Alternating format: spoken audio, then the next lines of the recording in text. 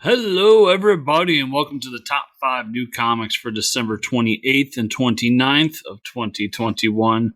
I'm, as always, Chris, coming from undisclosed location this week. Sorry about last week. There was no episode of this, or whatever you want to call it. I was in the middle of moving, and I'm still kind of unpacking things and getting them set up. So currently I'm using someone else's setup to make this video for you today, so I hope you enjoy. But remember to hit that like button, subscribe to the channel, comment down below. Enough of that. Let's talk about some cool books. Starting with DC vs. Vampires, number 3. This is written by James Tynion IV and Matthew Rosenberg, with art by Art-Otto Schmidt. The short version is, I think I've talked about issue 2. Wasn't really looking forward to this book, and then I read it and blew me away. It's a lot of fun, really cool, a nice twist on who the vampire of the group is. It's not who you think. And just well written. The art's amazing. The last issue was just a heartbreaker between two characters who have a long history, and seeing their end in this universe was really moving, to say the least. So really love this book.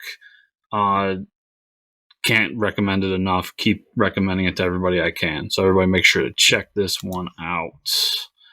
After that, we've got Swamp Thing, Green Hell, number 1. This is written by Jeff Lemire with art by Doug Mahnke.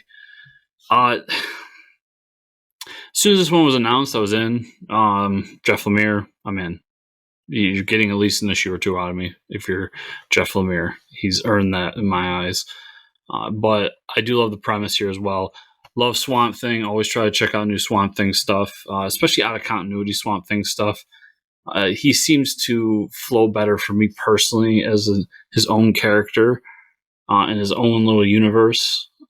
That's why I think Alan Moore's run is so amazing. While it's in the DC universe, and there's moments where DC characters pop up, and those are fun too. But the stuff that we remember from that run is just on its own. So that's why I'm excited for this.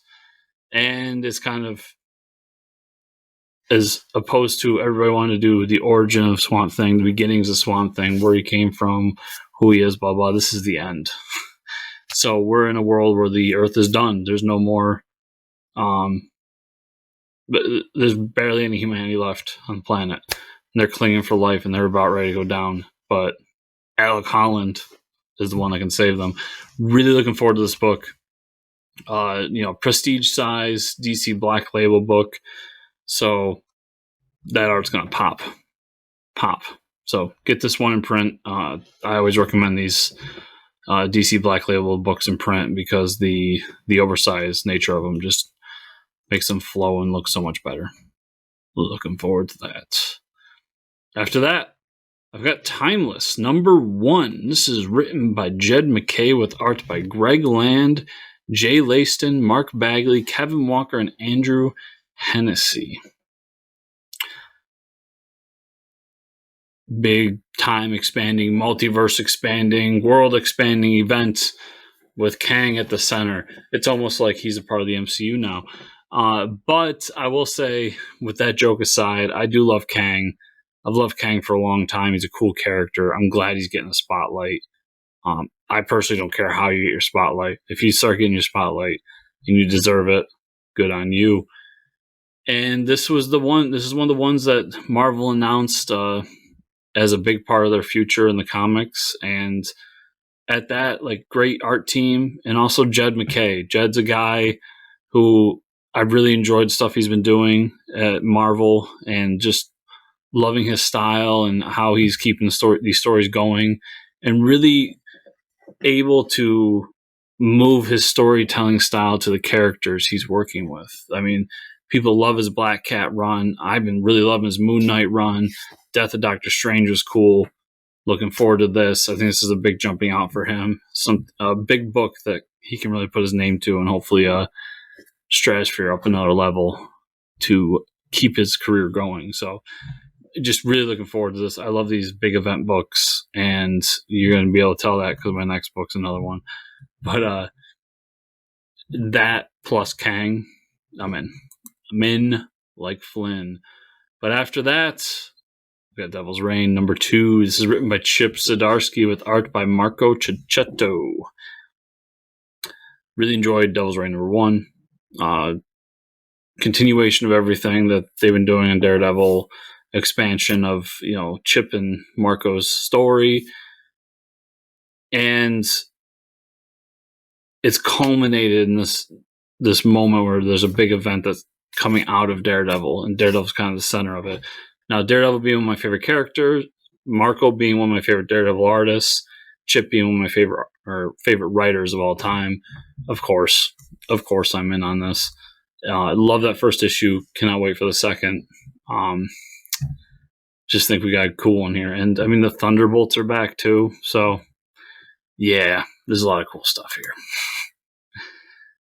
We're going to end over at Vault Comics with the Blue Flame number 6. This is written by Christopher Cantwell with art by Adam Gorham.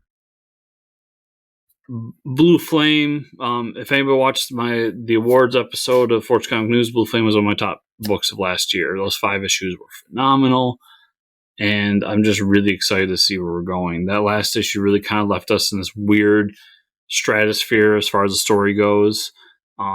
Thinking that something happened. One part of the story we thought was happening in the past, now it looks like it's happening in the future, and all this other. So I'm confused and intrigued and just enjoying the ride that is the Blue Flame. And I really, really recommend this book to anybody. This, along with a bunch of other stuff, has just been huge for Vault Comics in 2021. And I look forward to seeing what that publisher and all these creators are going to do in 2022, because they've been knocking it out of the park this year. That's all I got, everybody. Thank you so much for watching. Remember to check out the podcast, Fortress of Comic News. We've got that every week for you.